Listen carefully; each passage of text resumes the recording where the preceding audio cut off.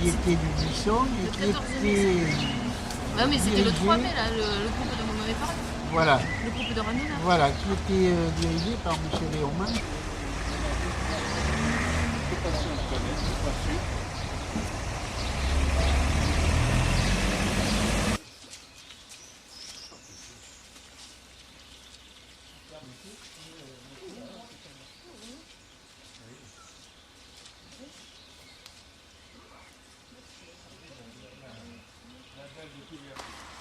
Latéral qui était placé sur Chal.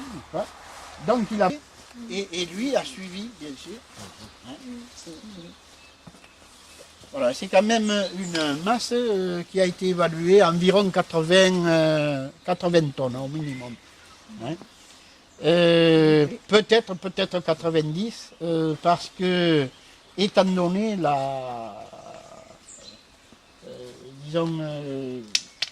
la matière dont il est constitué, n'est-ce pas, la roche dont il est constitué, puisque c'est un grès ferrugineux. C'est un grès qui est, voilà, un grès ferrugineux qui est donc d'origine ludienne, n'est-ce pas, et sont des grès qui sont abondants dans notre région, qui font partie des terrains sidérolithiques, qui sont des terrains de couverture quoi, de la plupart de la région. Et en Bretagne, mais enfin, c'est quand même déjà une masse. Du haut du plateau, là, un petit peu plus haut, à environ 150 ans, assez gros. C'est quelque chose. Hein. Voilà. Ça va, là. M. Coq était venu pour faire le relevé, l'inventaire de tous les mégalithes de la région. Alors, je l'ai suivi, je lui ai aidé à faire les relevés. Et lui-même a parcouru un peu les... Ça a été tiré du bas. Mais il me dit, étant donné qu'il y a un champ de... Voilà, alors c'est un dolmen qui possède une légende. Hein. Il s'appelle le dolmen du Point du Jour. Et la légende dit qu'il y a très longtemps, un berger vivait dans la région. Et ce berger, le pauvre, était boiteux et contrefait, bossu. Et il vivait avec une dizaine de bœufs. Ça. Un beau jour, il s'est endormi. Lorsqu'il s'est éveillé, les bœufs avaient disparu. Alors, notre homme était un peu déboussolé. Il est parti de tous les côtés, au nord, au sud, à l'est, à l'ouest. Il a cherché ses bœufs. À un moment, il est tombé fourbu vers le soir. Et là où il s'était allongé pour dormir, il a aperçu un loup qui approchait. Alors, son premier mouvement a été de se défendre. Et il a vu que le loup était grièvement blessé, quoi, on peut dire. Donc, il s'est approché, il l'a soigné. Il avait une patte cassée, il lui a fait une attelle. Il l'a pansé, tout ça, il l'a bien soigné. Et le lendemain, au moment où il voulait repartir, reprendre ses recherches, le loup s'est approché de lui a dit « Écoute, tu as été vraiment très bon pour moi, tu m'as pansé, tu m'as soigné, du mieux que tu as pu. En contrepartie, je vais te confier quelque chose. Voilà. Dans quelque temps, nous allons nous trouver au moment où les jours sont le plus longs. Donc, tu te rendras à ce moment-là, à l'aube, sur la table ferreuse. Tu t'allongeras et tu attendras que les premiers rayons du soleil viennent te réchauffer, n'est-ce pas, hein, et t'irradier, là, comme ça. Tu resteras un instant, et lorsque tu descendras de ce bloc, n'est-ce pas, de ce rocher, tu auras une heureuse surprise. Bon, alors, le berger est reparti, il a repris ses recherches dans tous les sens, tout ça. Et puis à un moment, il est revenu, fourbu, il est revenu ici. Et 2 ou 3 jours après, il s'est rendu sur le dolmen. Il s'est étendu sur le dolmen. Il a attendu que les premiers rayons du soleil le baignent donc complètement, entièrement. Et il est descendu à terre. Il a dit, mais je ne boite plus. Je ne suis plus bossu. Il est allé dans le petit ruisseau qui est à côté, où se formait un petit sorte de petit réservoir là. Il s'est baissé, il s'est regardé dans l'eau. Il avait une belle physionomie, il était beau. Et puis il était tellement heureux qu'il s'est mis à danser et à chanter. Et tout d'un coup, il a aperçu ces bœufs qui arrivaient. Mais au lieu d'une dizaine de bœufs, il y avait 35 ou 40 bœufs. Voilà. Alors notre berger était comblé. C'est pas la multiplication des pains, là. Voilà. Donc, que dire? Bien sûr, on ne peut pas penser que la légende se soit transmise depuis l'âge du bronze. À l'époque du bronze, le culte était le culte solaire. Donc à l'époque,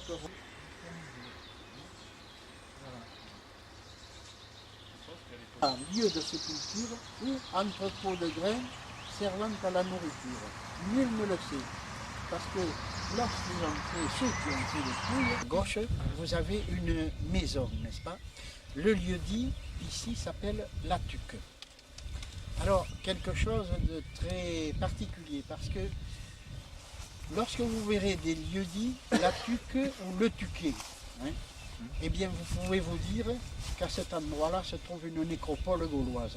Hein, voilà. Parce qu'ici, là, sur la gauche, au-dessous de la maison, la terre est toute noire, ils ont trouvé des quantités de poteries, des poteries qui servaient vraisemblablement pour mettre les cendres, hein, et également alors de la terre noire, ce qu'on appelle en termes archéologiques la terra nigra, à l'origine avec la langue grecque, parce que Agde, autrefois, s'appelait Agathée phocéenne, grec. Donc, Agathée, vous voyez, et Tuquet. Et on retrouve la grande motte, mais en...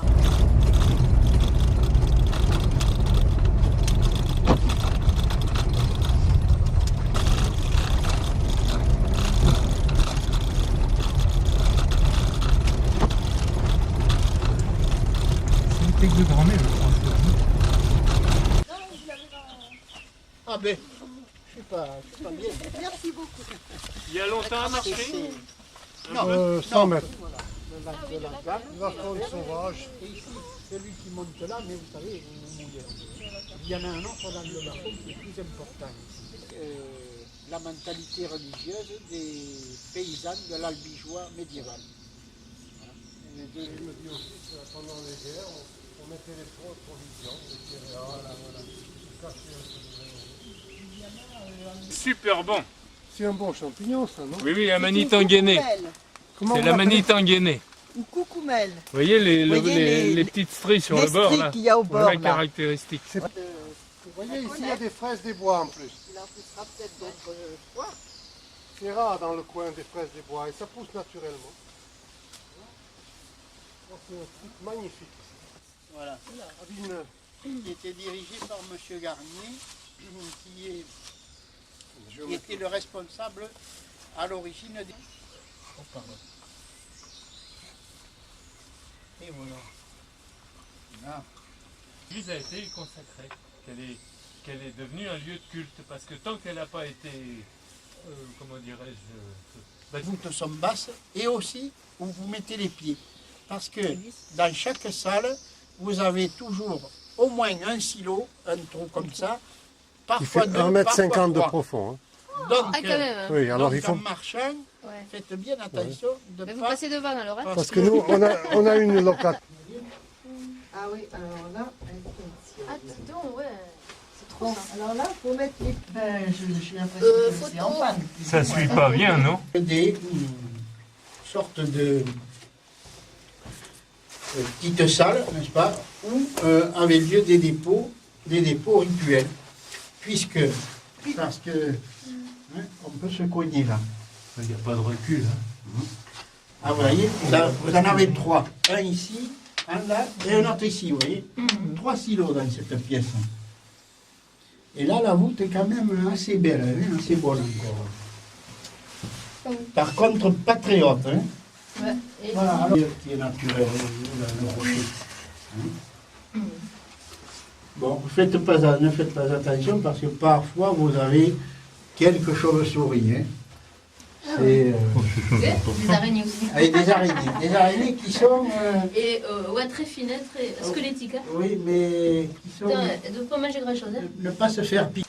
Hein, c'est pas très haut. Voilà. Il y a une marche à descendre.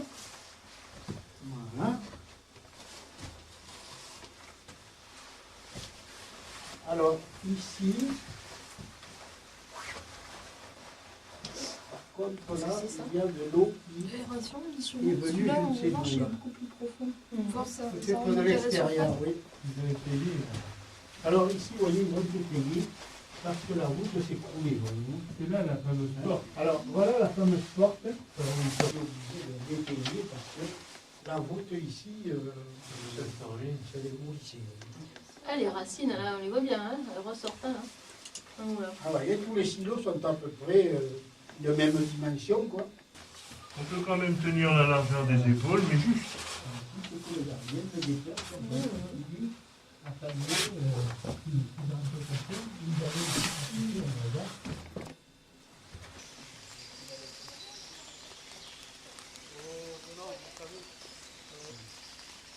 Une à découverte également, qui se trouve à côté de l'autre, qui est là, vous voyez, celle de l'Austral.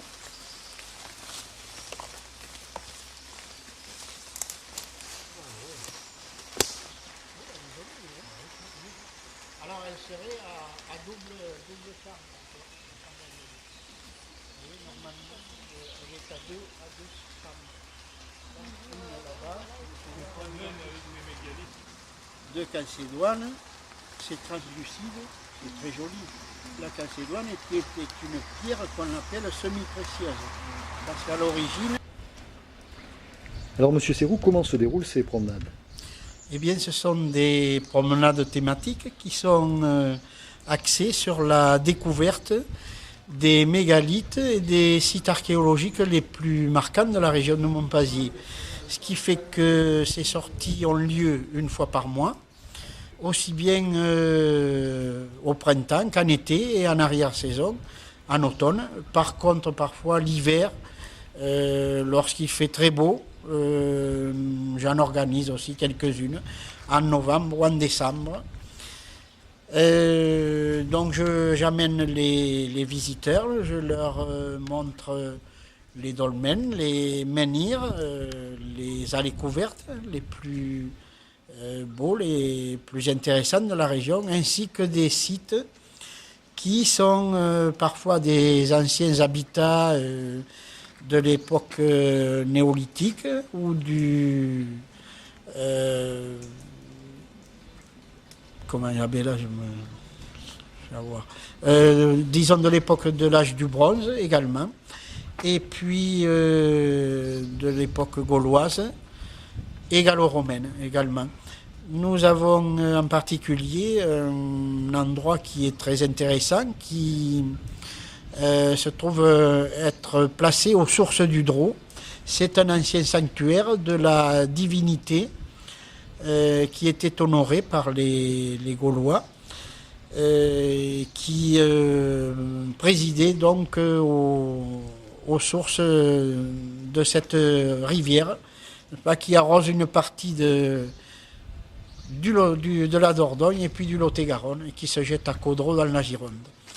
Donc ensuite, nous avons également un autel de sacrifice de l'âge du bronze et également un habitat qui a perduré depuis le néolithique et qui a été utilisé jusqu'à l'époque, le début du Moyen-Âge, où se trouve un dolmen, il s'y trouve également un menhir et un polissoir et une pierre de la fécondité qui était fréquentée par les femmes de l'âge du bronze et puis de l'âge du fer également, ainsi que par les dames gauloises, pour demander à cette pierre de leur apporter un bébé dans les mois qui suivaient. Voilà, donc des promenades qui sont en général très, très appréciées des visiteurs. Est-ce que ça a été importé? C'était au moment un petit peu où nous avions, on peut dire, une certaine culture qui venait de l'Italie. Hein? Donc, le général de la Roque, de la Mourou, de la Roque. Vous trouvez pas beau? C'est lui qui a du fric de la refaire. Ah, ça, Et si on le squatte, on ne peut pas le vendre. T'as vu ce qu'il y a marqué là? Ils ont mis des tirants. Ah oui, oui, oui. C'est leur tir.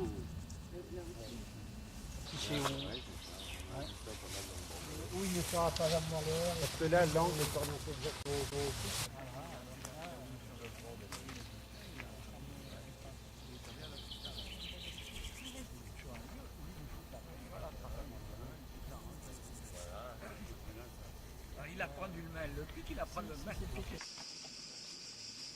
Voilà, donc ici nous nous trouvons à proximité d'une fontaine qui a malheureusement été comblée depuis, n'est-ce pas, mais qui avait des vertus bénéfiques qui étaient très réputées par le passé, n'est-ce pas, qu'on appelle la fontaine de Marie. D'ailleurs, le lieu ici s'appelle Marie, ou Marié, ça a été déformé, et sur la colline à côté se trouvait une petite chapelle, il reste encore le nom de l'Égleisotte de Tello, n'est-ce pas?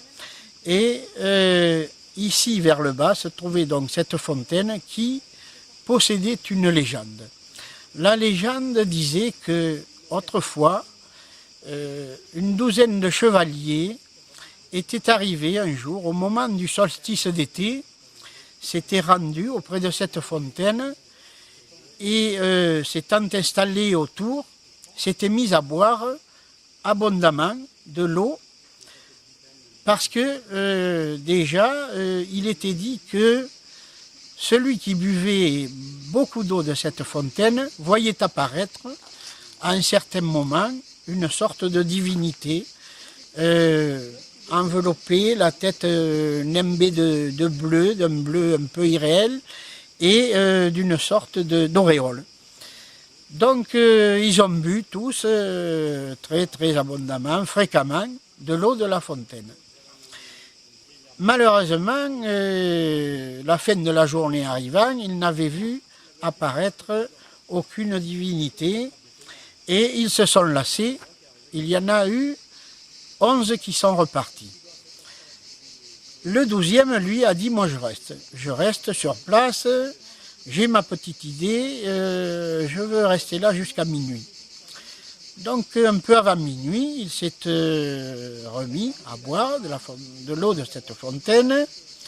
Et au moment où il se relevait pour reprendre haleine, il a vu cette apparition qui était une apparition féminine, n'est-ce pas, avec des cheveux, des grands cheveux blonds, n'est-ce pas, voilés de blanc, hein, avec une sorte d'auréole bleutée, hein, avec les cheveux tressés, avec 2 grandes tresses, et une couronne d'épis de blé entourant la tête. Elle avait aussi, dans la main gauche, une croix d'argent. Sur la main droite, elle portait le disque lunaire surmonté du croissant, le disque solaire, pardon, je m'excuse, est surmonté du croissant lunaire. Voilà, donc elle lui a adressé quelques paroles. Elle lui a dit ces paroles. Sancte Domine Patre, 3 mots en latin qui sont, paraît-il, du mauvais latin. Et si en patois, elle lui a dit Orioi puu nemfanega binto 4, ce qui veut dire Saint-Père, si j'avais voulu, j'aurais pu en faire noyer 24. Ce qui veut dire que, bien sûr, les 12 chevaliers, pour elle, c'était en réalité de la rigolade.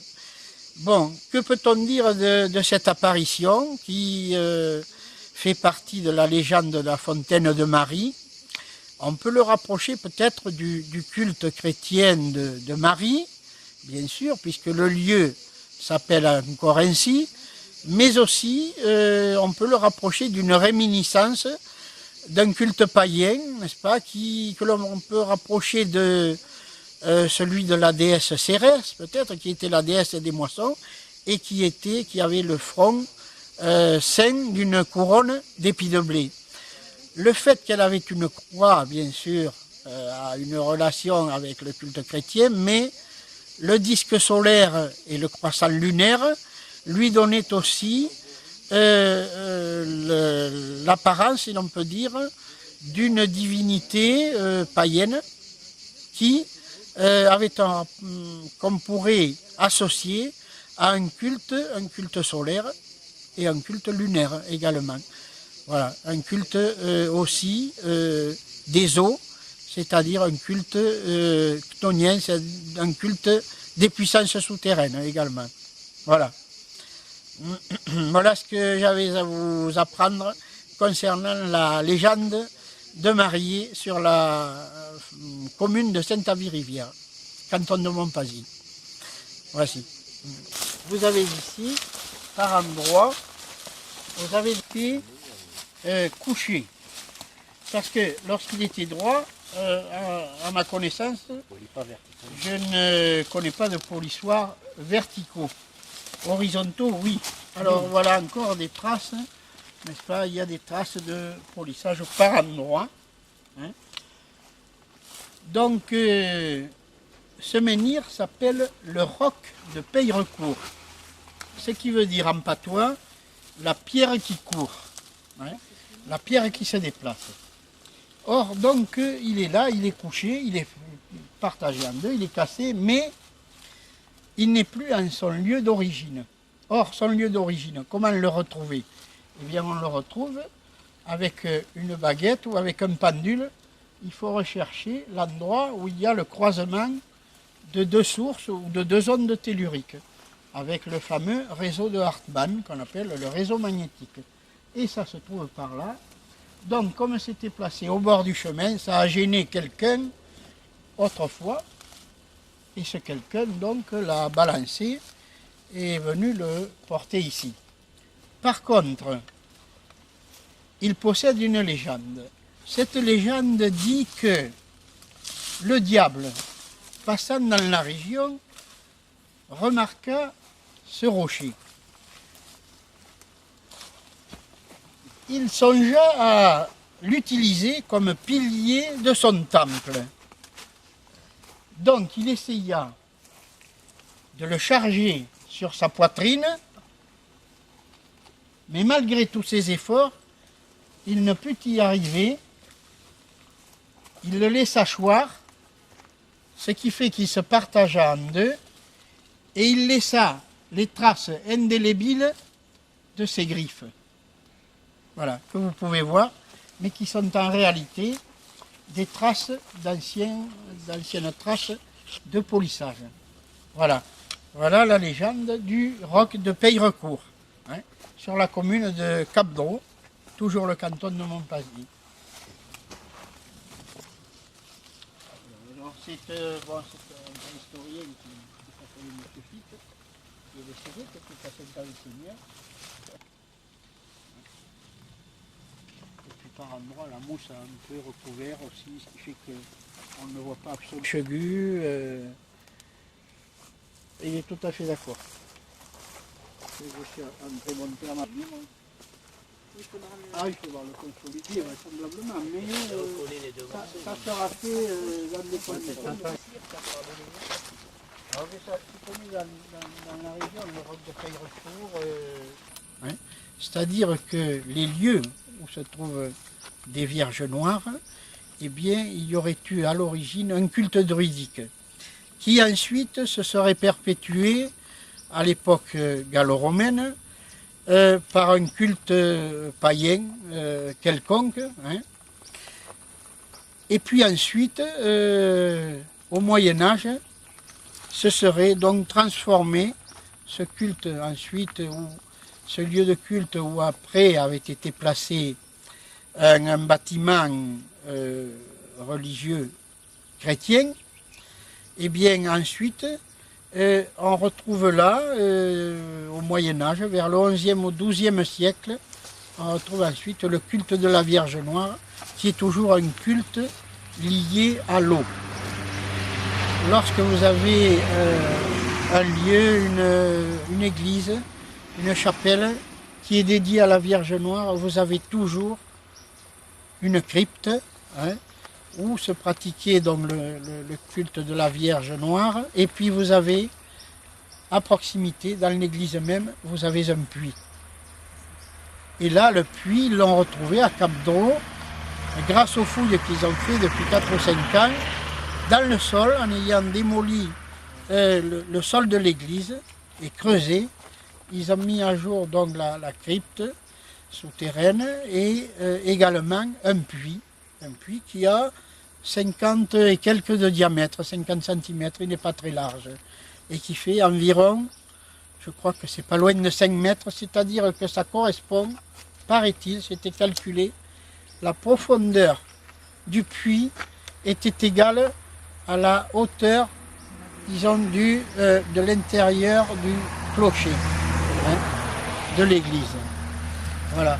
Et donc ces Vierges Noires, d'après tout ce qu'on a pu retrouver, eh bien, c'est toujours lié à un culte druidique à l'origine. Donc dans le puits, il y a eu de l'eau. Le puits, il y a où il y a eu. Et il y a toujours de l'eau. Ah bon? Il y a toujours de l'eau. De Cap-Dro. Et toujours, c'est une règle, la profondeur du puits correspond à la hauteur de, je ne sais pas si c'est l'intérieur du clocher, ou, mais je pense que c'est l'intérieur du clocher. Hein. Voilà. Je ne veux pas dire de bêtises. Bon, sorti de là, nous sommes, nous, à peu près à 1 kilomètre à vol d'oiseau de l'église de Cap-Dro. Bon, ici, nous sommes dans un lieu qui s'appelle Bonnefond. Bonnefond, qui veut dire bonne fontaine, ce qui voulait dire que c'était une fontaine intarissable. Hein, Bonnefond, le nom le disait. Bon, si l'on regarde également le plan cadastral de 1840 ou 45, on s'aperçoit que le lieu s'appelle Bonnefond, ça s'appelle également étang de Bonnefond, et vous avez la source de Bonnefond, c'est également porté source du Drô. Voilà. Le Drô qui est un cours d'eau qui avait son importance autrefois, parce que en réalité, il n'est pas comme la Couze. La Couze qui, elle, prend sa source à Bouillac et se jette dans le bourg de Couze, se jette dans la Dordogne, à 25 km de distance du lieu où elle prend sa source. Le Drô, lui, fait 158 km de long. Il prend sa source à Cap-Dro, il se jette à Caudrot dans la Gironde, à côté de Gironde-sur-Dro. 158 km. Déjà, un cours d'eau qui mettait en relation l'intérieur du pays, ici, le Périgord, le Haut-Agenais, avec la mer, si on peut dire, par la Gironde. Hein. Voilà. Et ensuite, ce qu'il y avait ici aussi, c'est qu'il y avait un sanctuaire d'une déesse, d'une divinité, véritablement des Celtes, n'est-ce pas? Divinité celte, parce que il y avait eu, il y a déjà environ 25 à 28 ans, il y avait eu ici, il s'était tenu un congrès mondial de parapsychologie. Étaient venus des savants, des ésotéristes, n'est-ce pas, qui avaient conclu, après avoir examiné les lieux, on avait conclu qu'il y avait ici un sanctuaire dédié vraisemblablement à une divinité féminine des eaux. Hein, divinité vraisemblablement d'origine celte. Hein, et donc, on retrouve sur cette sorte de tumulus ici, on retrouve un énorme rocher où se trouve une sorte de niche et où devait être placée la représentation de cette divinité. Donc des statues vraisemblablement féminines. Et c'est là où l'on retrouve la relation avec le culte druidique donc, et ensuite la Vierge Noire, n'est-ce pas, qui se trouve à Cap-Dro, à peu près à 1 kilomètre d'ici à vol d'oiseau. Il faut dire aussi que le Dro, de par son nom, a quelque chose de sacré, si on peut dire. Il y a des cours d'eau, des fleuves. Vous avez un fleuve qui passe en Espagne et au Portugal, se jette dans l'Atlantique au Portugal, qu'on appelle le Douro. Bon, si vous parlez un peu rapidement, vous effacez le Doux et vous faites Dro.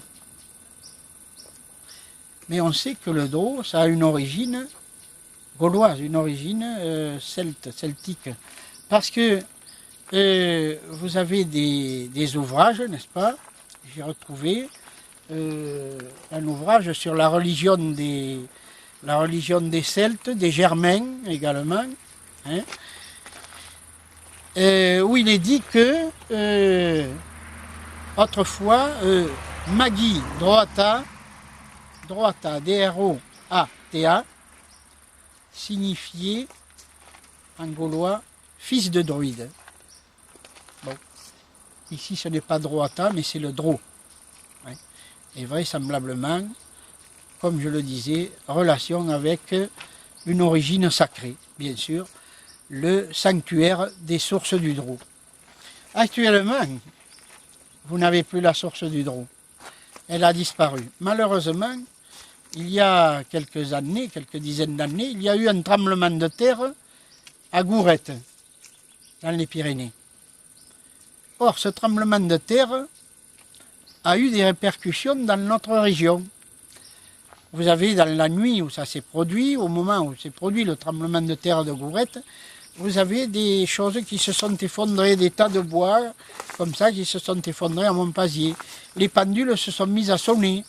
Certaines pendules se sont arrêtées. Et puis le plus grave, c'est que la source de Bonnefond a été tarie. Dans quelques instants, elle a été totalement tarie. Vous aviez des forages, il y avait un forage à une centaine de mètres sur une colline ici, un endroit qui s'appelle la Flameirague.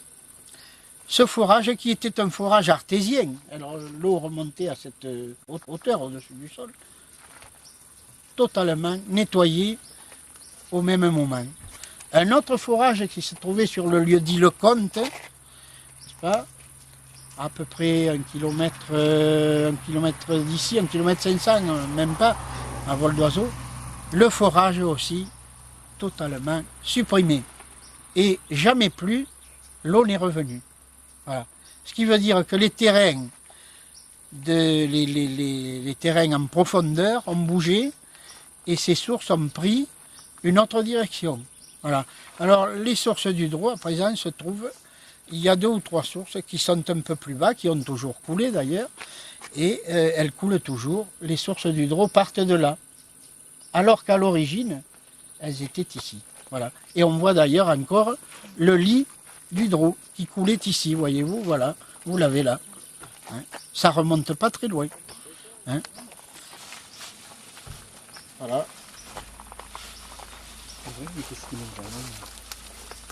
Je n'ai pas porté l'autre, il y en a une autre, mais je ne l'ai pas portée, elle pèse 5 kilos.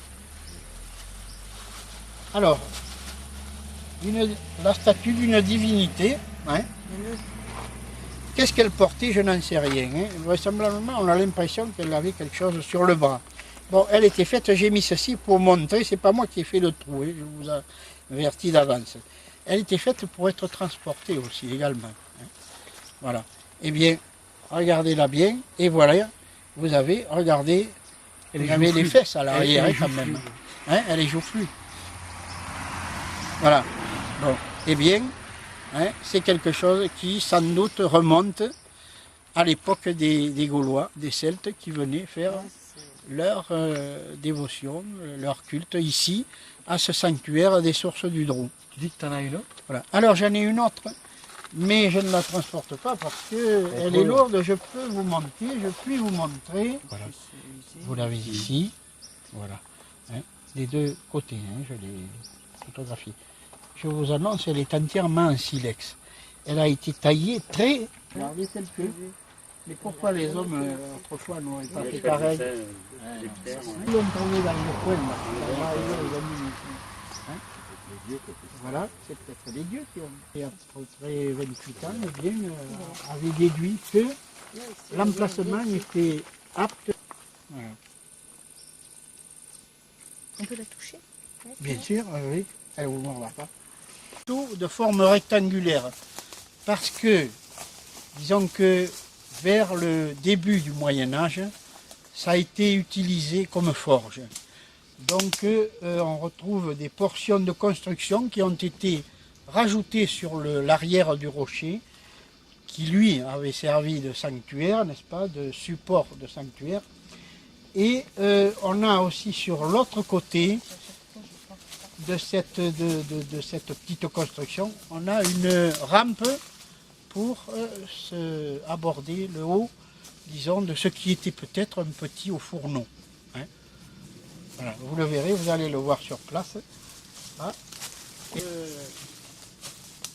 appellerait un petit peu le recueillement, hein, si on peut dire. Ici.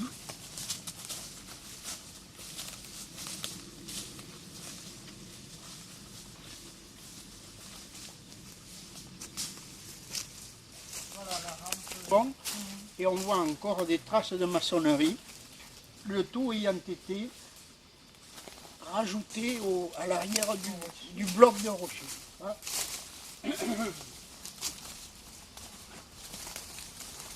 Rocher. Et vous avez ici une sorte de récipient qui a été creusé, vous voyez, là. Ouais, une espèce de cuvette. C'est encore humide. Il y a une cavité ici, ovale, voyez-vous.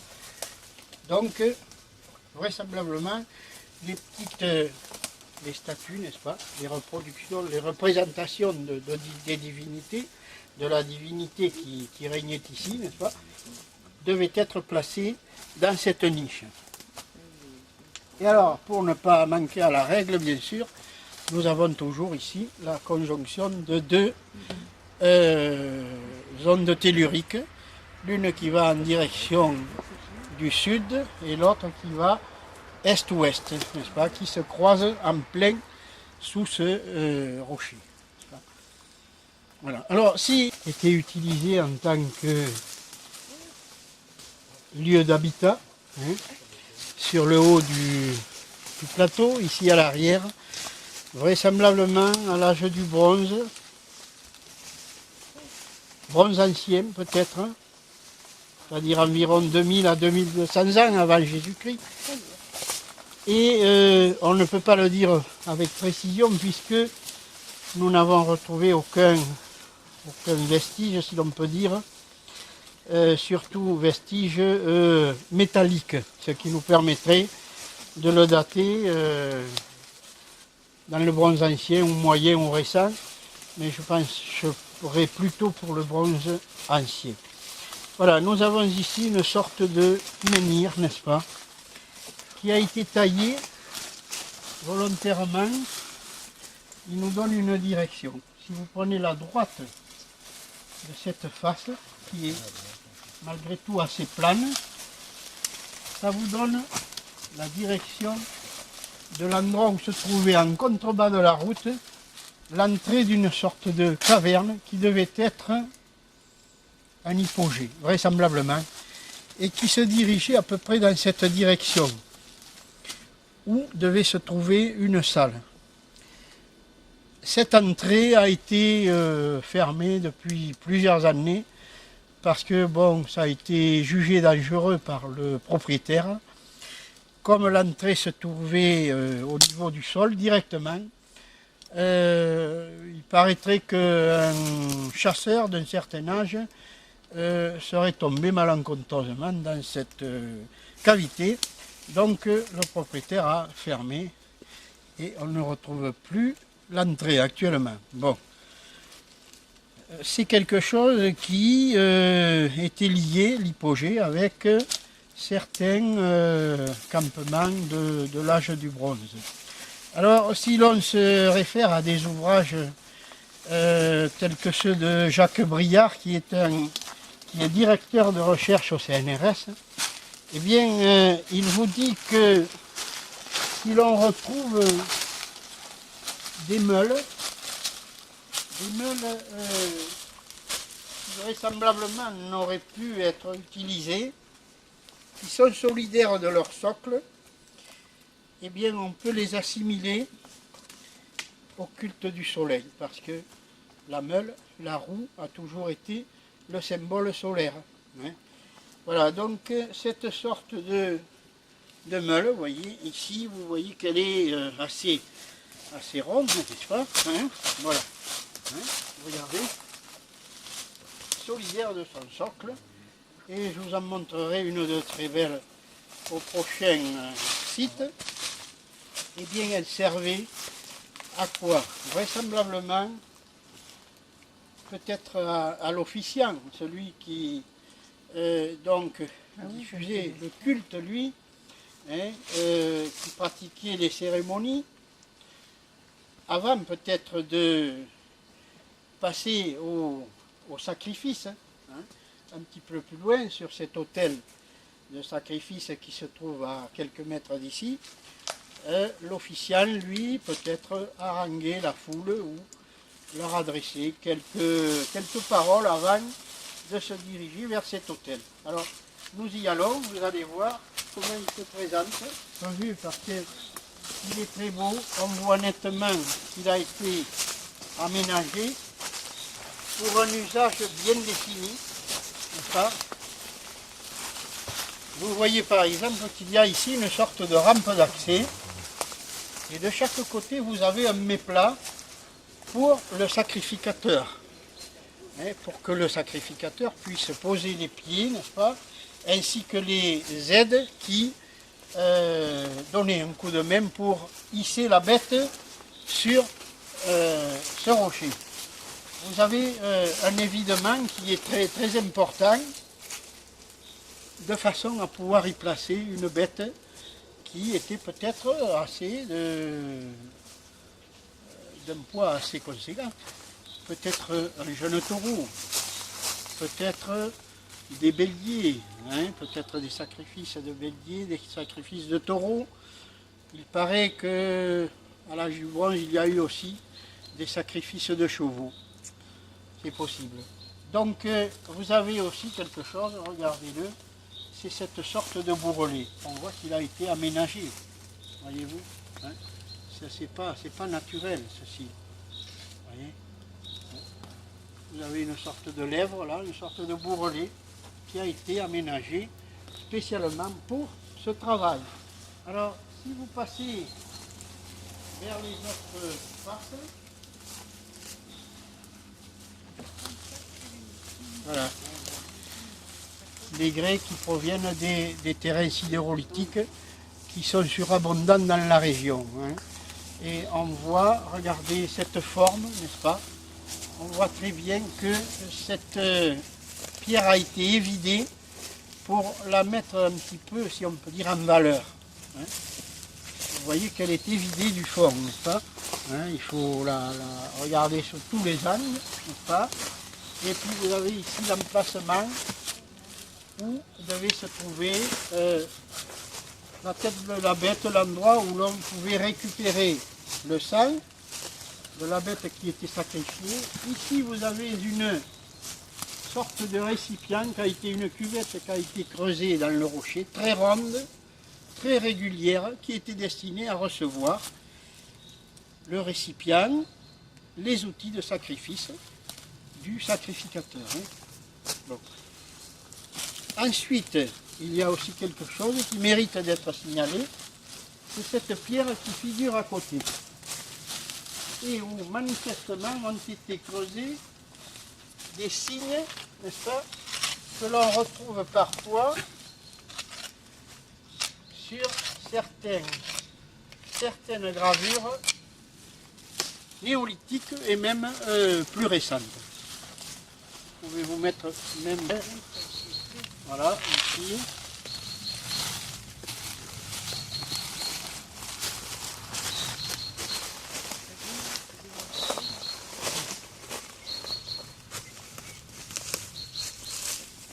Ceci, c'est que si l'on contrôle, en faisant le tour, on se rend compte que cet autel est placé toujours sur une intersection de deux ondes telluriques.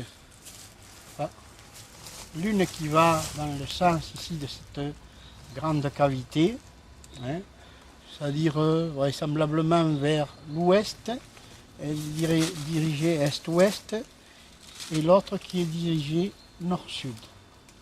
Et elle se croise totalement en plein centre de cette pierre de sacrifice. Voilà, alors ensuite, je ne vous invite pas à monter en haut, ça nous prendrait un certain temps. On se rend compte que sur le haut, il a dû y avoir une surface cultivée, et les abords sont matérialisés, les rebords sont matérialisés par des blocs de rochers et des pierres sur champ. Et ici, donc, vous avez plusieurs gros rochers qui ont servi de poste de guet. Alors ensuite, nous allons voir en gros à 2 km. Et là, nous avons carrément un complexe archéologique où nous avons un dolmen et puis une pierre de la fécondité et l'entrée d'un hypogée que l'on voit encore.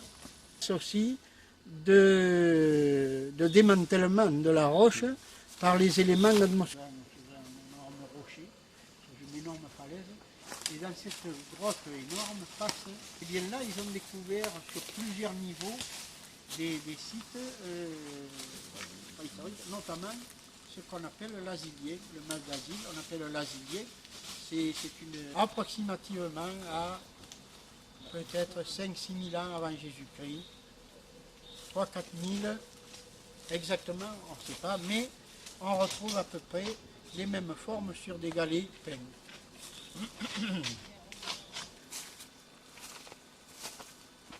Et, Celte. hein, mais je ne voudrais pas trop bouger. du paléolithique. Je bouge peut-être un peu. Un petit peu ce que je disais, le bucra mésopotamien. Ça va ça? Les amanites, là. Pierre de la fécondité. Hein. C'est pas une roche ça. Bout le coup, j'attends que la photo s'enregistre. C'est bien ça, on peut faire les photos. Tout seul. Et Voilà. Oui, était sage. Et ça, c'est la petite lampe à huile. Voilà la petite lampe à huile que j'avais découvert ici. Et j'ai retrouvé le fait que les carriers employaient souvent le trèfle à 4 feuilles comme symbole. Et ces peuplades pratiquaient ce qu'on appelle le sabéisme. Le sabéisme qui est, si l'on peut dire, le culte des astres, hein, qui viennent des Sabéens, le peuple des Sabéens, de la reine de Saba, de célèbre mémoire. Et puis, donc, on sait que ces peuplades de l'âge du bronze, donc, pratiquaient le sabéisme, la raison pour laquelle on retrouve bien des endroits. Maurice Broen s'en parle d'ailleurs dans ses ouvrages. Il cite et puis il montre, disons, par des photos, des schémas, des dessins, des pierres à cupules, n'est-ce pas, qui représentent des constellations astrales. Bon, j'avais eu au mois de septembre l'an dernier des gens, notamment des professeurs, n'est-ce pas, qui étaient de la région de Sigoulet.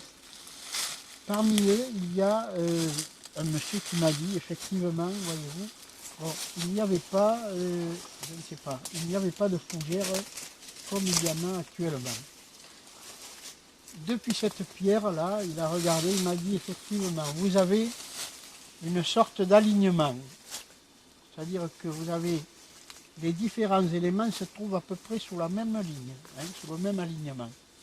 Donc nous avons ici, nous allons voir une superbe meule qui est beaucoup plus belle que celle que nous avons vue au dernier site et toujours bien sûr une meule qui représente un symbole solaire de l'âge du bronze. Hein. Voilà. Je peux parler à la foule, disons, aux gens qui venaient assister à certaines cérémonies, hein, vraisemblablement. Voilà, elle est très belle, toujours du grès, des grès sidérolithiques. Hein.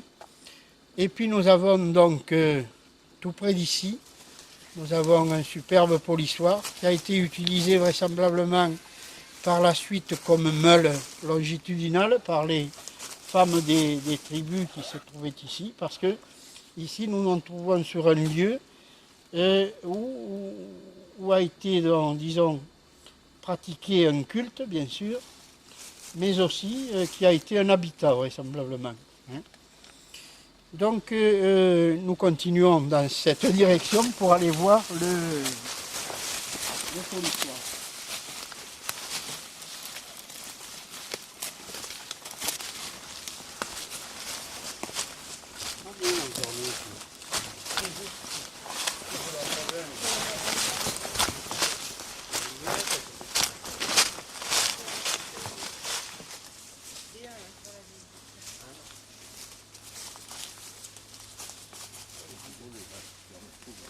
Les traces de polissage et d'utilisation aussi en tant que meule, vraisemblablement longitudinale. Hein.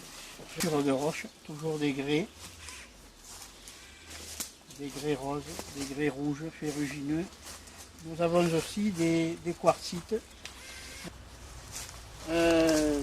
pas vraiment transparents, mais qui sont très beaux. Chose à découvrir dans celui-ci qui se trouvait à côté. Donc elle était ici et le propriétaire se trouve de venir. Il entendait des engins qui tournaient là par là. Il dit mais qu'est-ce que c'est? Voilà. Ça a été bouchardé, vraisemblablement avec un outil en silex vraisemblablement, à moins que ce soit avec un des premiers outils de bronze, mais ça aurait certainement laissé des traces. Donc il faut le prendre peut-être sous divers angles, peut-être un peu en photo un petit peu rasante, si on peut dire.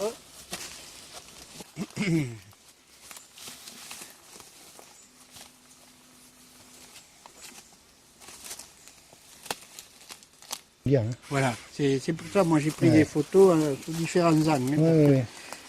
Puis ça se remarque, tu vois, un bulldozer qui tourne comme ça, il y a des gens qu'est-ce qu'ils font dans le bois là.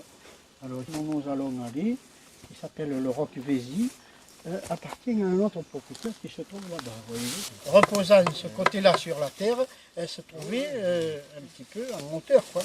Donc super. C'est vrai que c'est poli là, juste. Voilà, mais c'est à force de prouve, elle se trouve là. Et au pendule ou à la baguette, on retrouve le couloir, disons, là au-dessus, qui va dans cette direction. Et la salle se trouve là-bas plus loin, elle se trouve à angle droit comme ça, à peu près à 15 mètres d'ici.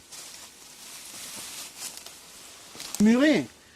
À Montpazier, je connais des souterrains, ils sont murés, ils ont été murés volontairement. Parce que est-ce que les gens ne s'introduisaient pas dans cet orifice? Là, disons que la tradition orale dit que autrefois, les gens de la région, les voisins, se réunissaient ici et faisaient la bamboula. Hein. Ils faisaient la nouba. J'ai ramassé le bestiau. Il me fait marrer. Alors, ils faisaient la bamboula, ils buvaient bien, ils mangeaient bien. Il paraît qu'ils faisaient cuire ici, dans cette cavité, ils faisaient cuire de la venaison, du gibier, des agneaux, hein, et ils faisaient également cuire du pain, paraît-il. Bon, il est vrai que j'y ai retrouvé, il y a quelques années de ça, j'y avais retrouvé pas mal de charbon, de bois et de sable. Là-dedans? Oui. Et il y a une ventilation. Alors, ce rocher s'appelle, ce dolmen, s'appelle le roc Vézi. Le roc Vézi qui veut dire en patois le roc des voisins. Ce qui correspondrait à ce que m'a dit le propriétaire, qui m'a donc répété cette tradition orale qui se répète de famille en famille, n'est-ce pas? C'est que les gens se retrouvaient là. Des gens qui amenaient des bêtes, hein, qui amenaient leurs bêtes dans le bois, qui amenaient les moutons, les vaches. Et ils faisaient la nouba comme ça pendant une journée. Ensuite, ils repartaient et ils laissaient ici les restes de la journée. Hein, aussi bien en ce qui concerne la nourriture que les boissons. Bon, évidemment, ils ne retrouvaient plus rien 2 ou 3 jours après. Hein. Mais est-ce que c'était encore quelque chose qui tenait à une certaine croyance ancestrale? Allez savoir. Bon, il est possible aussi que ici, comme dans les cluseaux, dans les hypogées, dans les mottes, ils s'introduisaient dans ces sortes de trous de silos, hein, qui étaient censés les régénérer. Est-ce que ici, ils en faisaient de même? Autrefois, je ne sais pas. En tout cas, cette cavité est très curieuse sur le côté du dolmen.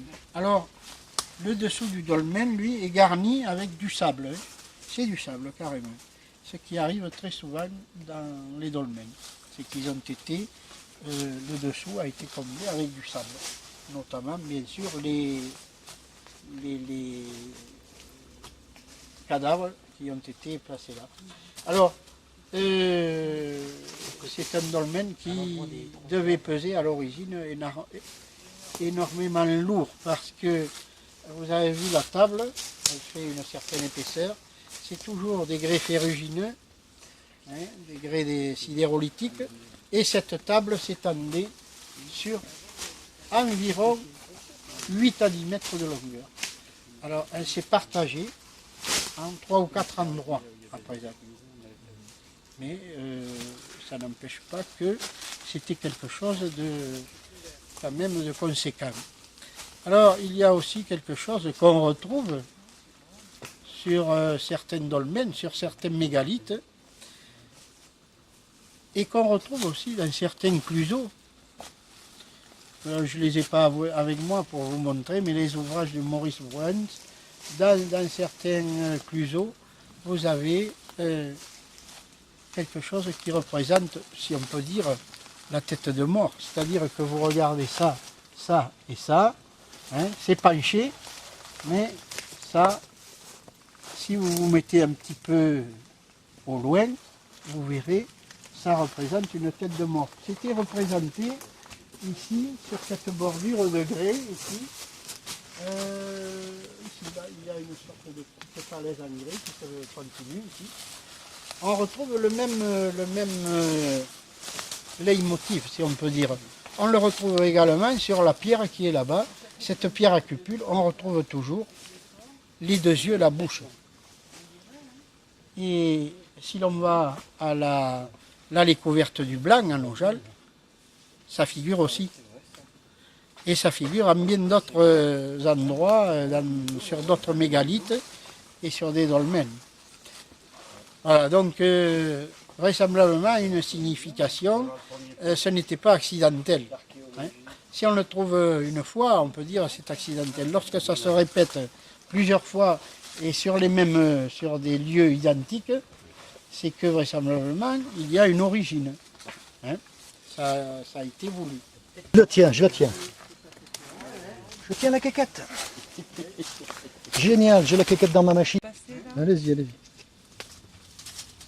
C'est intéressant de faire des recherches. Quelque chose d'intéressant à l'endroit où m'a amené le restaurant-tueux, quoi. Dans la forêt de Fontainebleau, c'est bizarre aussi, c'est chaos de... Oui, le chaos des grès de Fontainebleau. Hein.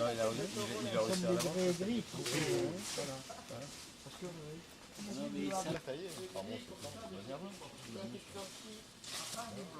Salvador Dali.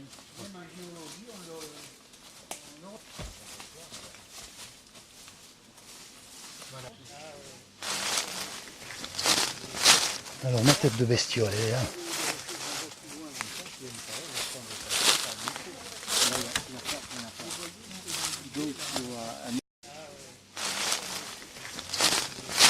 Alors ma tête de bestiole, elle est là.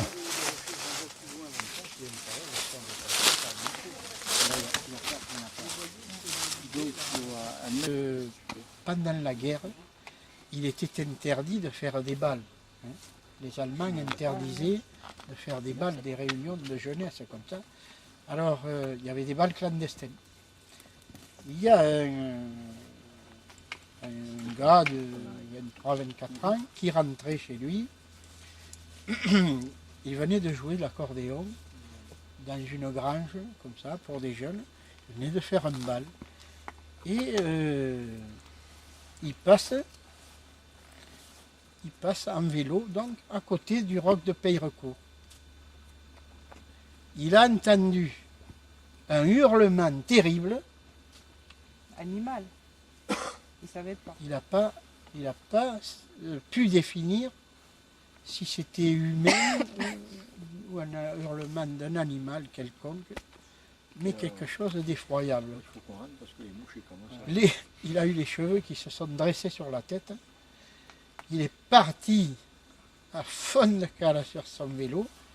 Et, il m'a dit, je crois que j'aurais été dans une course, j'aurais battu tous les coureurs, il m'a dit, parce que je les aurais gagnés de vitesse. J'ai fait un sprint, il m'a dit, quelque chose de phénoménal.